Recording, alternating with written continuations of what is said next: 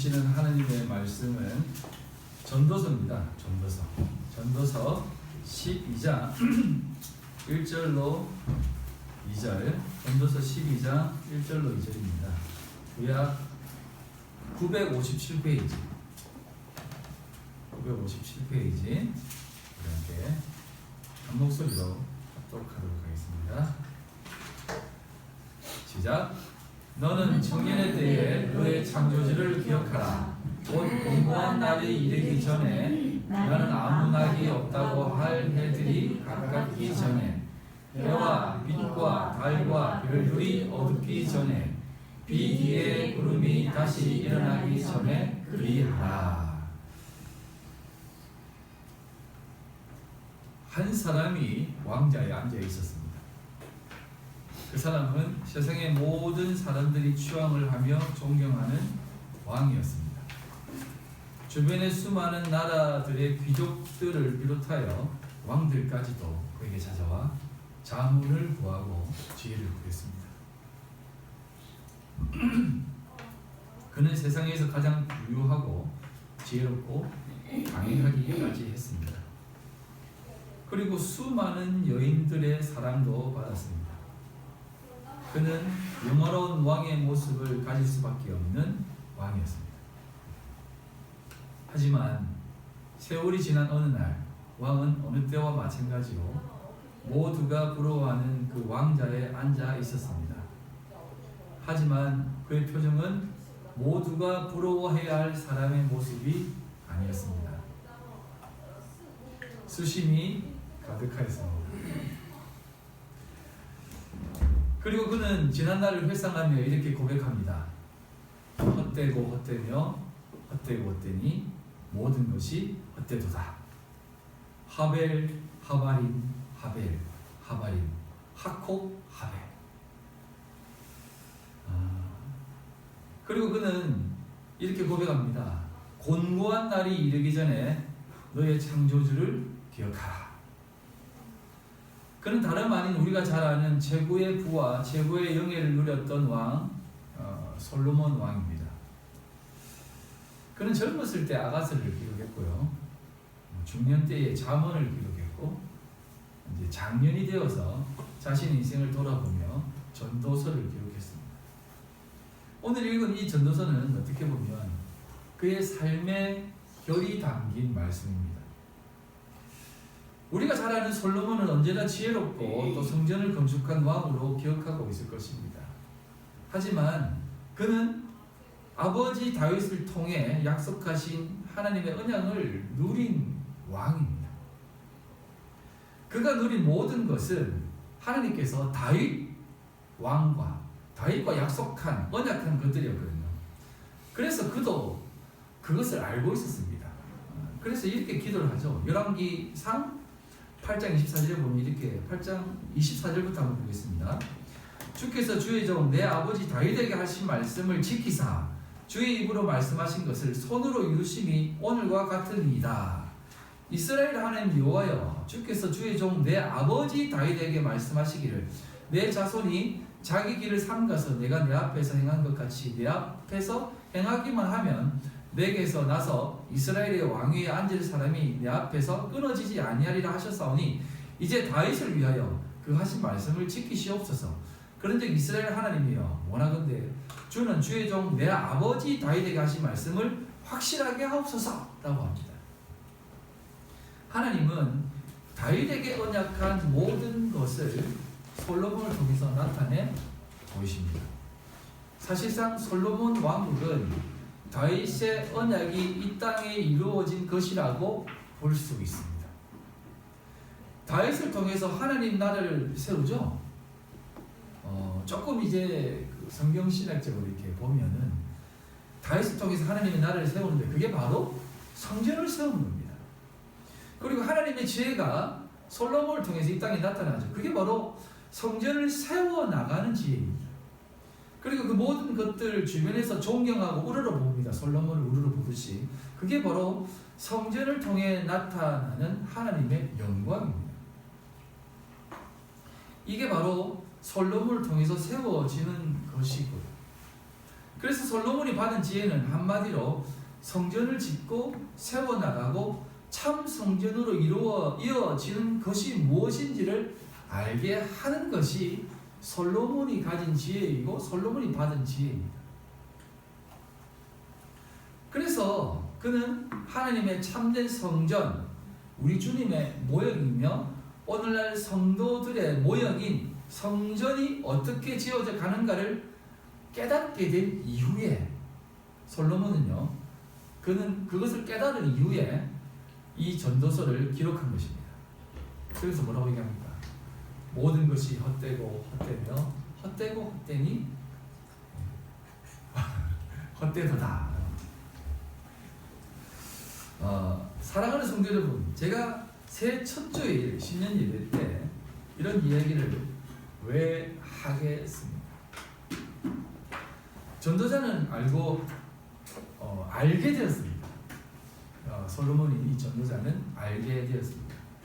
그가 그렇게 알고 싶어하고 하고 싶어하고 누리고 싶었던 그 모든 것들, 즉 지금 자신이 알게 된 것, 그것은 바로 여호와 하나님을 아는 것보다 중요하지 않다는 것을 말합니다.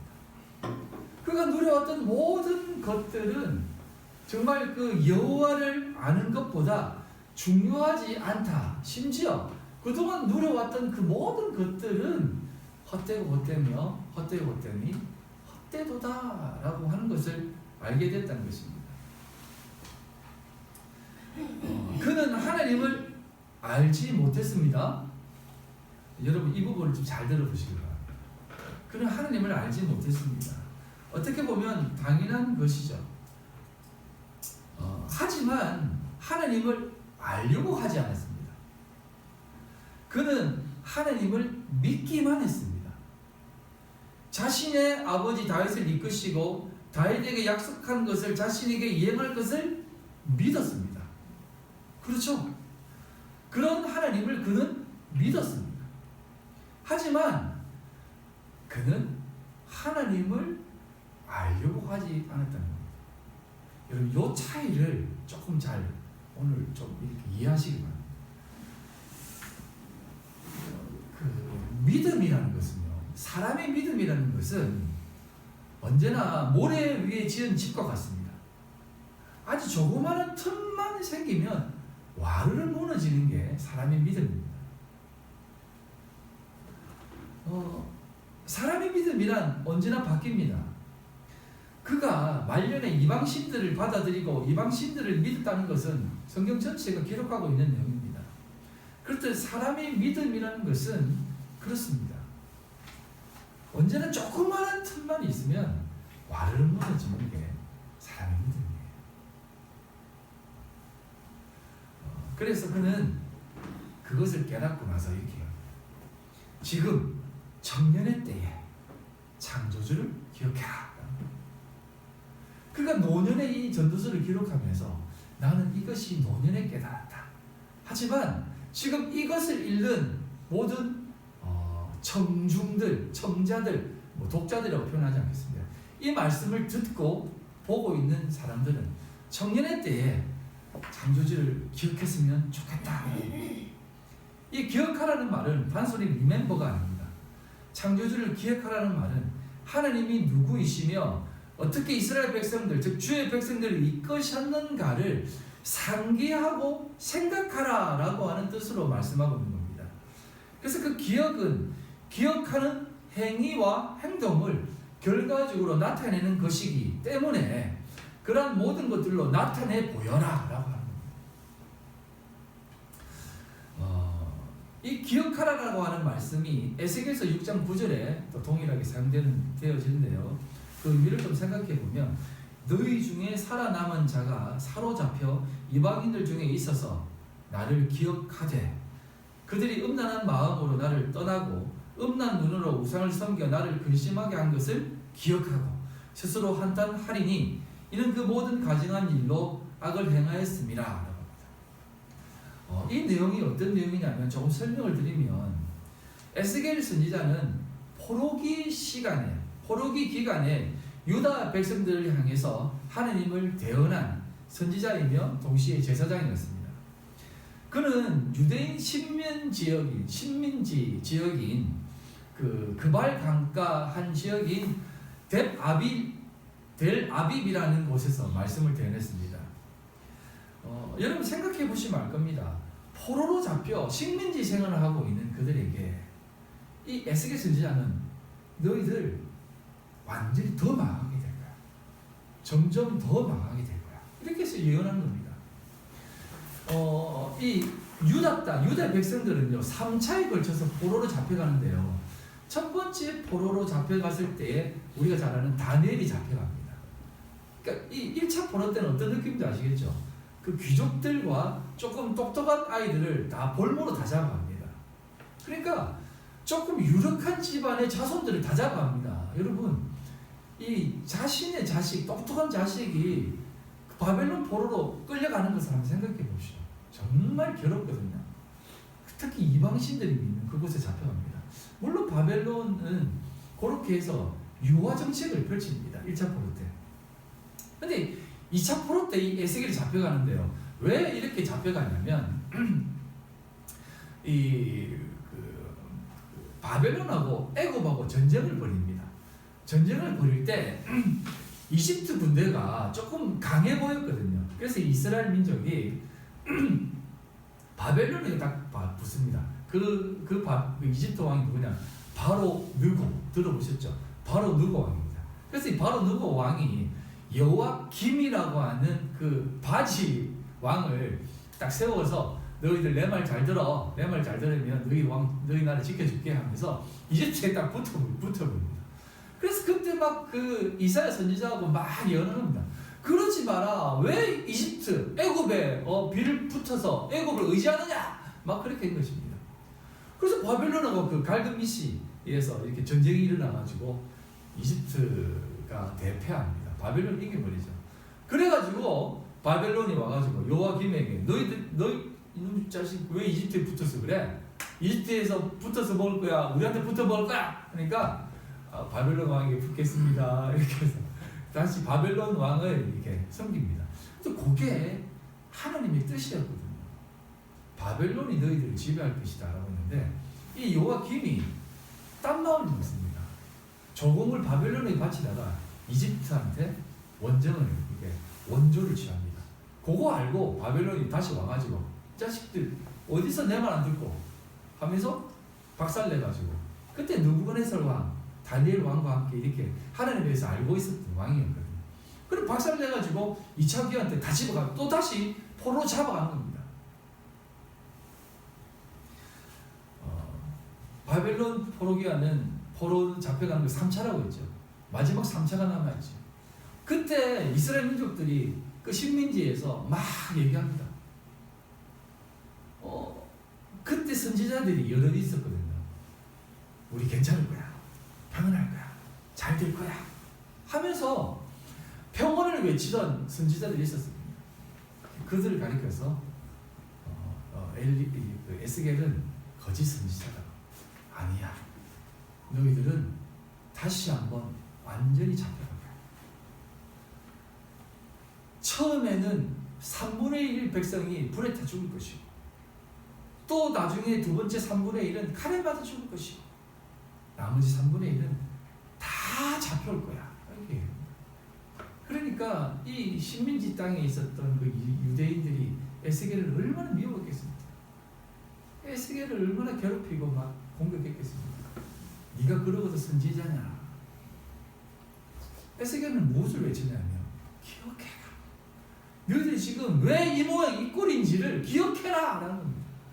포로 풀려나는 게 고향으로 돌아가는 게 중요한 게 아니야. 너희들이 지금 왜 이 모양 이 꼴로 잡혀와 있는지 그것을 좀 기억해라. 상기해라. 깨달아라. 하나님을 좀 생각해라 라는 겁니다. 그 말은 곧 회개하라 라는 것입니다. 돌아서라 라는 것입니다. 에스겔이 그것을 계속 외쳤던 겁니다. 그래도 불구하고 이스라엘 민족들은 여전히 자신을 도와줄 힘의 논리만 찾고 있었거든요. 하나님을 알지도 못했고 믿는다고 하면서도 믿지 않았다는 것입니다. 시편 22편 27절로 18절입니다. 땅의 모든 끝이 여호와를 기억하고 돌아오며 모든 나라의 모든 족속이 주의 앞에 예배하리니 나라는 여호와의 것이요 여호와는 모든 나라의 주제이심이로다. 이 내용을 우리가 알아야 됨에도 불구하고 사람들은 이 내용을 알지 못하고 그냥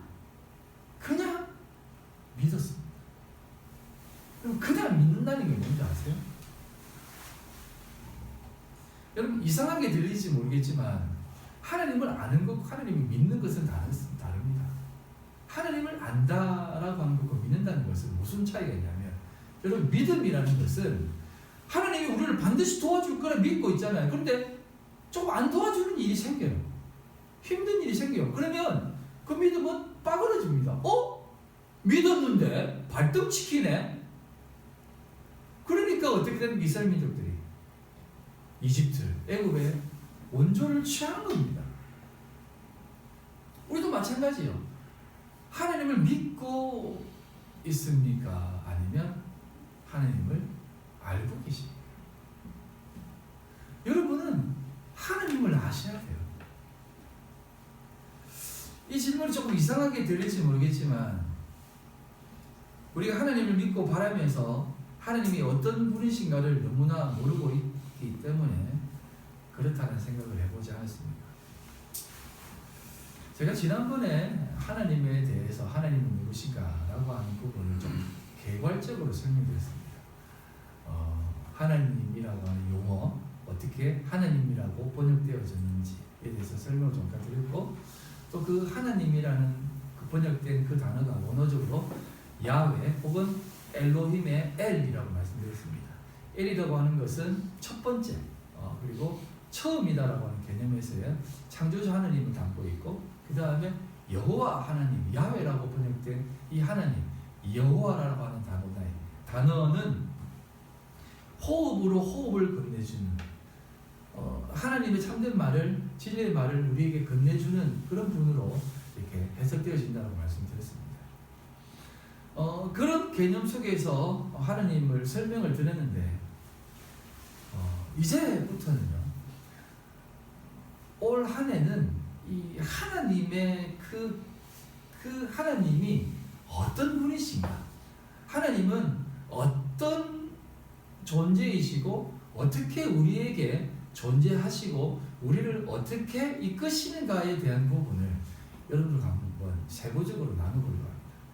그래서 오늘부터 조금 이 부분을 좀 다루려고 하는데요. 여러분 이걸 좀 잘 알아들어내시기 바랍니다. 솔직히요 세월이 흘러 이 솔로몬처럼 고백하면 안 되거든요. 세월이 다 흘러가지고 야 헛되고 모든 게 다 헛되더라. 내가 그동안 하나님 잘 믿는다고 하면서 살아왔는데 헛되더라야 이렇게 말하면 안 되거든요.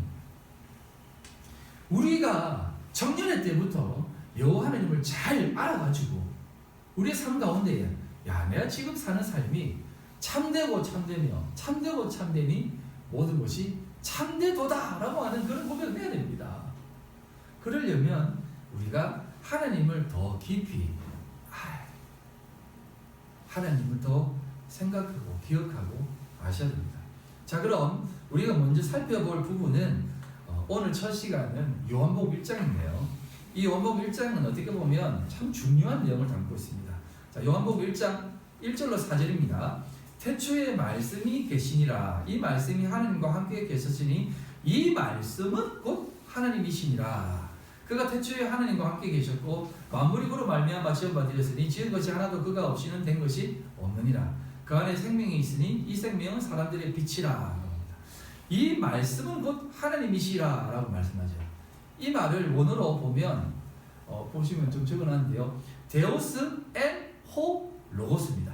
이 데오스가 하나님이라는 말이고 단어고 엔이라고 하는 단어가 에이미라는 단어거든요. 에이미, 에고 에이미 들어보셨죠? 나는 나다 이런 뜻이에요.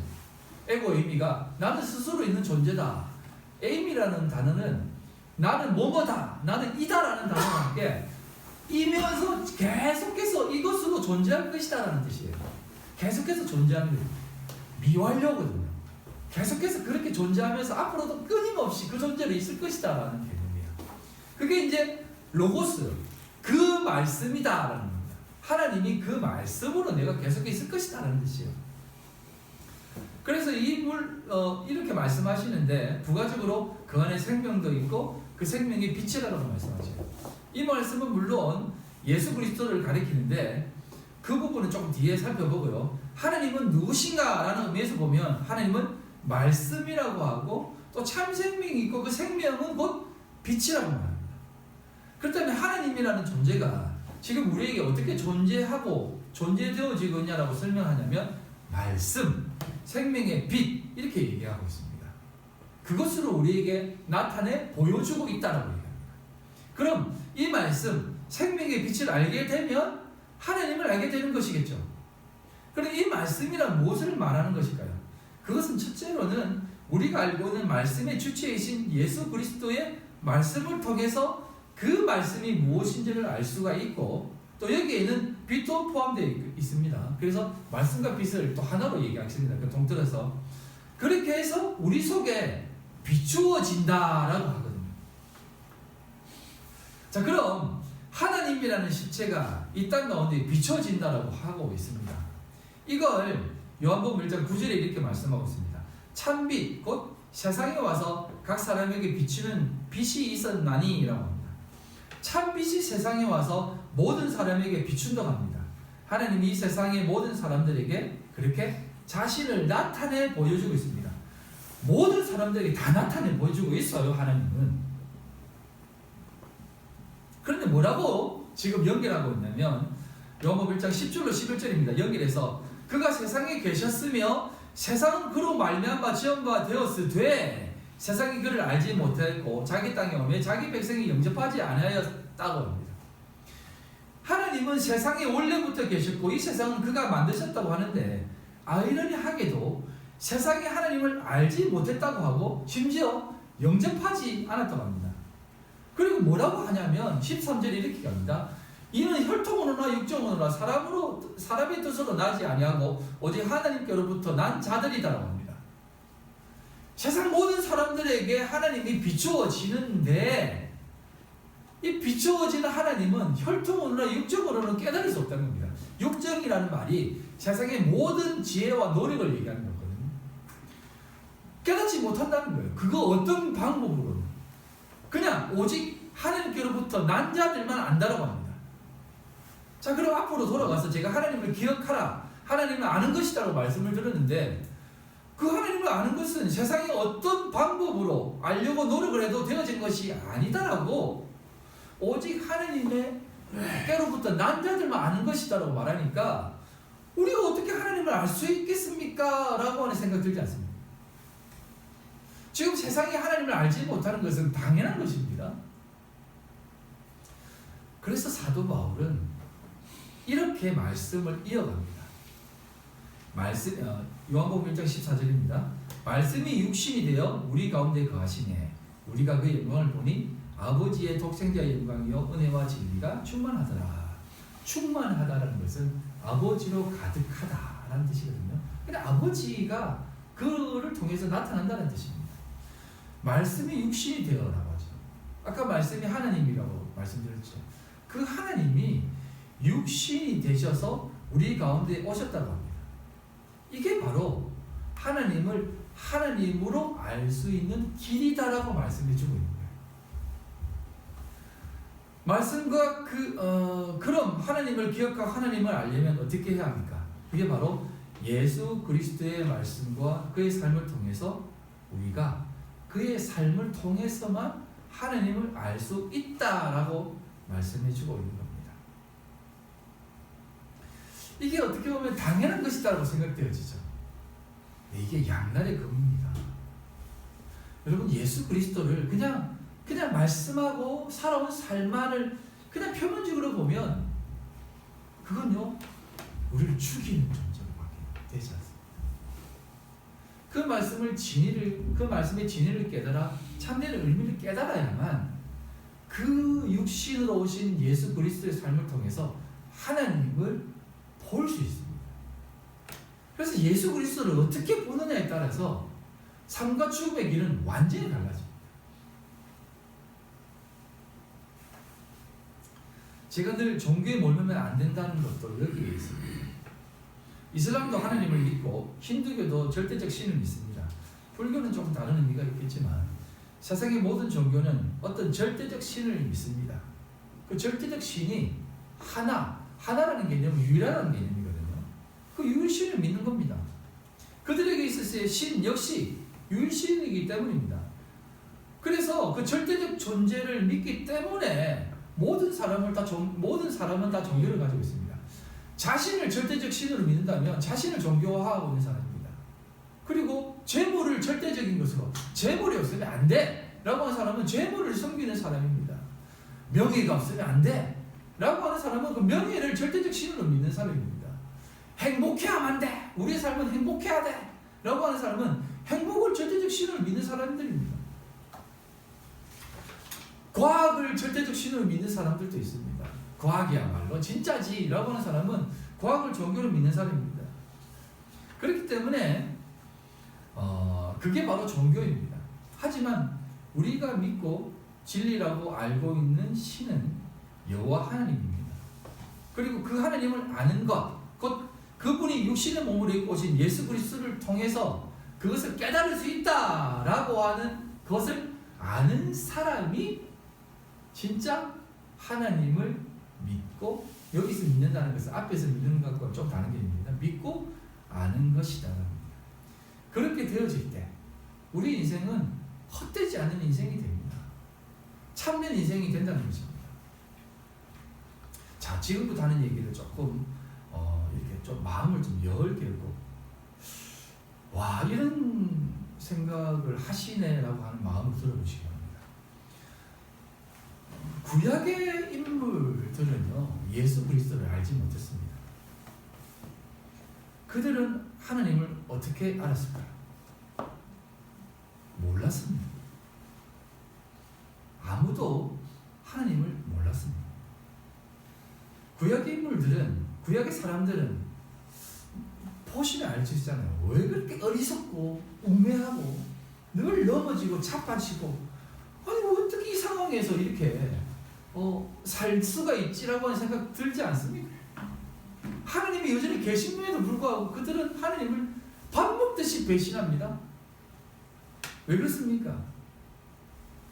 말씀을 조금만 자세히 들여다보면 이스라엘 백성들은 하나님을 몰라요. 아담과 하와 하나님을 알았을까요? 몰랐습니다. 하나님이 나타나셔서 그들과 대화하시고 물어보면 답하는 수준이지 하나님에 대해서 몰랐습니다.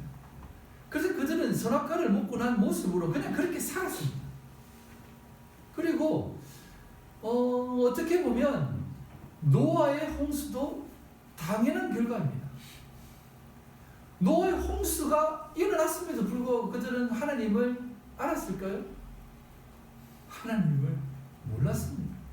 그냥 그런 놀라운 능력을 가진 분이시구나 라고 하는 것을, 그 존재는 믿었죠.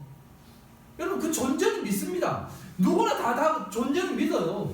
우리 모든 사람이 어떤 절대적 어떤 존재는 다 믿어요. 앞에서 말씀드렸듯이 돈이 절대적인 존재가 있고 과학이 절대적인 존재가 있고 이렇게 가지고 있는 모든 것이 절대적인 것을 믿고 있는 사람들이 있습니다. 그거 없으면 안 되는 사람들이 있어요. 근데 그것의 참된 의미는 몰라요. 여러분, 노아의 홍수로 인해 그들이 하나님을 알았을까요? 몰랐으니까 노아의 홍수 이후에 어떤 사건이 일어납니까? 바벨탑 사건이 일어납니다. 동쪽으로 가가지고 시날 평지에 다 모입니다. 그리고 우리가 자, 창세기 11장 3절로 4절입니다. 서로 말하되, 자, 벽돌을 만들어 견고히 굽자 하고 이에 벽돌로 돌을 대신하며 역청으로 진흙을 대신하고. 이건요, 놀라운 기술이 있었다는 것입니다. 여러분, 고대 문명은 항상 존재했습니다. 재료의 문제지. 지금은 이것도 사기가 아니거든요. 이런 재료, 컴퓨터 만드는 재료가 없을 뿐이지 그들의 지혜는요, 지금보다 훨씬 뛰어났어요. 사람들의 두뇌는요, 그때도 뛰어났습니다. 수학, 과학, 철학 다 있었습니다. 또 말하되 자 성읍과 마을을 만들었습니다. 탑을 건설하여 그 탑 꼭대기를 하늘에 닿게 하여 우리 이름을 내고 온 집이나 흩어짐을 면하자 하였더니라고 합니다. 여러분 이스라엘 민족들이 그 고대 그 하나님의 백성들이 노아 홍수 이후에 그들이 다 동쪽으로 모여서 바벨이라는 곳에 모여가지고 나라를 만듭니다. 그리고 뭐라고 하냐면 나라 만들고 우리 하나님을 섬기자, 하나님을 믿자라고 했습니다. 그게 바로 탑사인 거예요. 고대 건물 중에 수평적으로 넓은 건물보다 수직적으로 높은 건물은 전부 다 종교적 시설이거든요. 그래서 탑을 만드는 행위는 성전을 만든 겁니다. 그들 나름대로 성전을 만든 거예요. 그래서 그들이 어떻게 얘기하냐면 탑 꼭대기를 하늘에 닿게 하자라고 합니다. 이 하늘이 샤마임이거든요. 하늘은 땅의 존재와 다른 영적인 존재. 그래서 신적인 바램으로 하늘 높이, 그들이 하늘 높이 어떻게 쌓아 올려요? 어떤 사람들은 막 하늘로 막 치고 올라가가지고 이게 너무 높이 올라오네 이래서 무너뜨렸다고 말을 하는 사람들도 있는데, 그런 개념이 아니라 하늘을 향해서 하늘 영적인 개념으로 높이 탑을 쌓았다는 겁니다. 종교적 마음으로. 그리고 탑 꼭대기를 하늘에 닿게 하자는 거죠. 이 탑 꼭대기가 로시예요. 로시 들어보셨죠? 로시가 머리라는 뜻이에요. 우두머리라는 뜻이에요. 그러니까 하나님께 우리의 마음을 닿게 하자라는 겁니다. 소위 말하는 그들이 믿는 절대적 신, 홍수를 일으킨 신. 그래서 우리 흩어짐을 면하자라고 하는 거예요. 신앙심이었다니까요. 그런데 하나님이 이것들 봐라, 아직도 정신 못 차리네, 아직도 나를 알지 못하고 이렇게 그들이 믿는 신앙, 그러니까 종교심, 믿기만 하네? 라고 흩어버린 겁니다. 그럼 흩어지면 어떻게 됩니까? 이들이? 뭐야? 우리 하나님 이상하게 믿고 있었네? 그러니까 이게 하나님 아닌가 보다 하면서 흩어져가지고 각자가 믿는 신들을 다 만들어낸 거예요. 인간들이 자기들의 신들을 또 자기들 흩어져가지고 만들어낸 겁니다. 아브라함 부릅니다. 그 다음에 아브라함이 하나님을 믿었을까요? 아브라함의 행적을 한번 보세요. 하나님을 알았을까요? 그냥 절대적 신이라는 존재가 아브라함이 나타납니다. 여러분, 하나님을 지금은 우리가 요 하나님을 알지만 생전 처음 그 족장시대 때 아브라함에게 어떤 절대적 신이 나타나가지고 아브라함아 누구세요? 나는 창조주 하나님이다. 너는 본토 출신 아비집을 떠나서 내가 지시할 땅으로 가서 내 나라, 내 민족, 내 백성을 만들라, 이렇게 얘기합니다. 그러면 아브라함이 어떤 마음이 들었을까요? 누구세요? 이렇게 했겠습니까? 아이고 알겠습니다. 그는 우상을 만든 사람이거든요. 이 절대적 어떤 신이 있는갑다 라고 생각해가지고 믿고 따랐던 거예요. 믿기만 했다는 겁니다. 근데 그의 행보를 한번 보세요. 하느님을 아는 사람의 행보예요. 아내 팔아먹고 자식은 지 마음대로 낳고, 그리고 낳은 자식을 또 거시기 하고. 그가 언제 하나님을 알게 됩니까?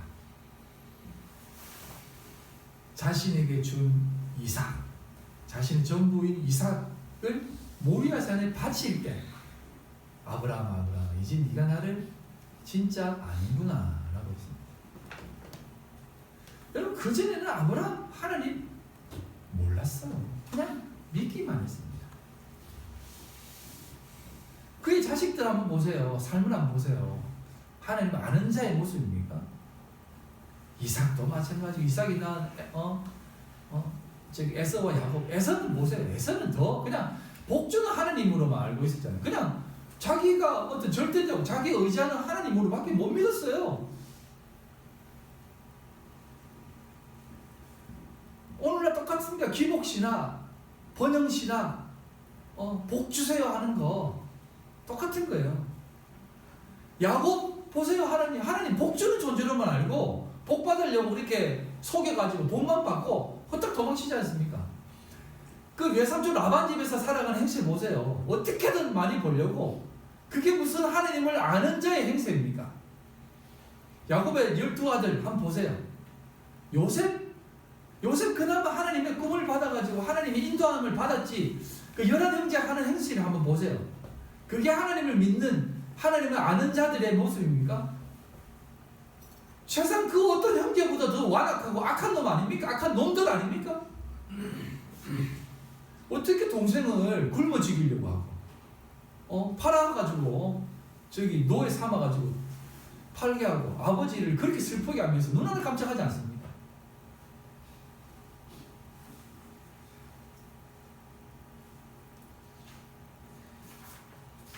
여러분, 구약의 인물들은 하나님을 알지 못했습니다. 그냥 하나님을 그냥 믿었어요. 모세 하나님과 대화하며 했지만 잘 보세요. 이스라엘 민족들이 하나님을 알았습니까? 몰랐습니다. 하나님도 모세로만 통화했습니다. 그것도 그냥 이렇게 된 것이 아니라 거의 일방적인 그 소통이었습니다. 그래서 하나님이 누구를 세웁니까? 그게 바로 다윗이죠. 나의 마음에 합한 자. 그래서 사실은 모든 계보는 그래서 다윗을 통해서 일어난다라고 하는 겁니다. 다윗을 통해서 이스라엘 왕조의 하나님 나라의 모형을 보여주는 것이고요. 그 모형을 보여준 게 다윗을 통해서 또 보여주는 것이 아니다라는 것을 보여주기 위해서 솔로몬 때 일어나는 겁니다. 그래서 하나님은 사실상 그 다윗의 모든 시편의 고백도 하나님이 다윗을 통해서 하나님을 보여주는 거예요. 믿음의 조상 다윗, 예수 그리스도의 조상 다윗을 통해서 보여주는 겁니다.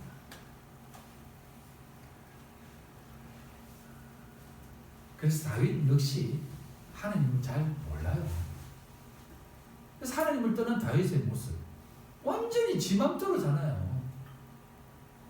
여러분, 다윗 노년의 삶 알죠? 젊은 여자 끼고 얼어 죽겠다, 젊은 여자 더 줘, 이렇게만 살았다니까요. 다윗도 하나님을 떠난 사람은 그렇게밖에 살지 못해요. 그게 그냥 믿는 삶을, 하나님을 믿는다라고 하는 삶을 사는 사람들의 모습이에요. 믿는다고 하는 인간의 믿음이 그렇게 다양한 것입니다. 그럼 오늘을 살아가는 우리들은 어떻습니까? 우리들은 지금 어떻습니까? 알 수 있습니다. 하나님을 알 수 있습니다. 우리에게 말씀이 육신이 되어 오신 예수 그리스도가 계시기 때문입니다. 누가복음 8장 10절입니다. 이르시되 하나님 나라의 비밀을 아는 것이 너희에게는 허락되었으나 다른 사람에게는 비유로 하시나니 이는 그들로 보아도 보지 못하고 들어도 깨닫지 못하게 하려 함이라. 여러분, 우리는요 하나님의 말씀 예수 그리스도를 우리는 알고 있습니다. 그래서 여러분들은 하나님을 진짜 알 수 있는 거예요. 그래서 저도 여러분들에게 하나님에 대해서 알려주기 위해서 존재하는 것이고요.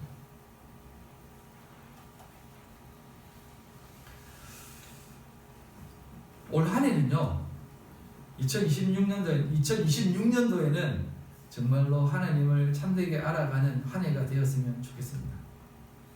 정말 안타까운 것은요, 하나님을 그렇게 평생 믿고도 마지막 순간에 내가 하나님을 잘못 알았네, 그렇게 하는 사람들 참 많이 봤어요. 노년에 돼가지고 나는 진짜 하나님 잘못 믿었어, 그래도 이제라도 믿어서 다행이다라는 사람 참 많이 봤고요. 심지어 죽는 순간까지 끝까지 하나님 잘못 믿고 가는 사람들도 봤어요. 여러분, 그렇게 살면 안 됩니다. 가끔 이런 생각이 할 때가 있죠. 그렇게 모르고 살면 어때? 모르고 살면은 그냥 살다가 끝나는 거 아니야? 여러분, 아닙니다. 절대 그렇지 않습니다. 하나님 하나님을 알고 하나님 앞에 서는 것은 반드시 두 갈래가 있습니다. 하나의 길은 저 바깥 어두운데 이를 갈미 있는 삶이고, 다른 삶은 하나님과 함께 혼인잔치에 있는 삶입니다. 진짜 예복을 입고 있느냐, 예복을 입지 않느냐, 그 진리의 말씀을 가지고 있느냐 없느냐, 이 삶은 천지의 삶입니다. 하나님을 알지 못하고 믿는 사람들은 지옥의 삶을 사는 거예요. 진짜 지옥일 거예요. 열심히 하는 사람들은 더 죄책감이 살아요.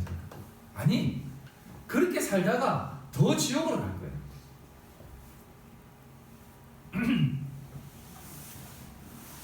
사랑하는 성도 여러분, 올해는 정말이지 참된 신앙의 길을 향해 함께 걸어갑시다. 한 드라마에서 나온 표현입니다. 주식시장에도 나오는 표현이죠. Winter is coming. 겨울이 다가오고 있다. 하지만 저는 이렇게 말하고 싶습니다. Dark is coming.